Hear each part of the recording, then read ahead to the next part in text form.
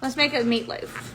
I'm gonna start by putting some butter in the skillet, and we are going to dice up an onion and a red pepper. I did mine finely, just so I don't have too many people griping about the chunks of onions, but we're gonna saute these down. I'm gonna add some Cajun seasoning. Actually, I'm adding Tony's.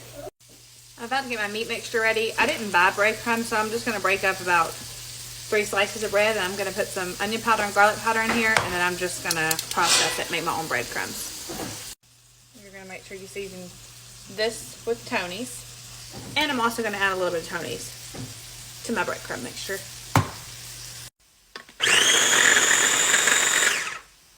Okay, I've got about 2 pounds of meat.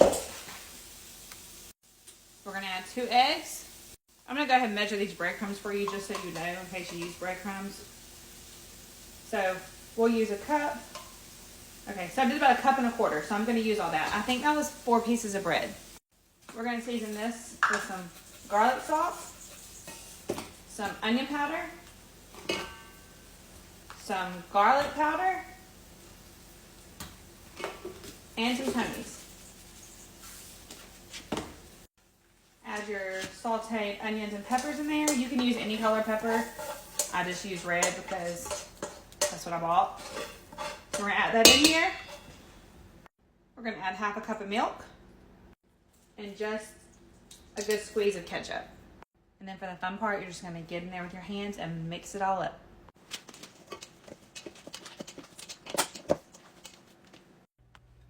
Just form it into a little meatloaf shape like this. All right, for the topping, we're gonna add 1/2 cup of brown sugar, a cup of ketchup. I only measure that because I cannot eyeball a cup of ketchup. And then I sprinkle in some chili powder. I've already sprinkled some, if you can see. Probably about a teaspoon or so, and I think that gives it like a good kick. Mixed in with that brown sugar, it's like a sweet and spicy. Also season this topping with some onion powder and some garlic powder, and then we're just gonna pour this right on top.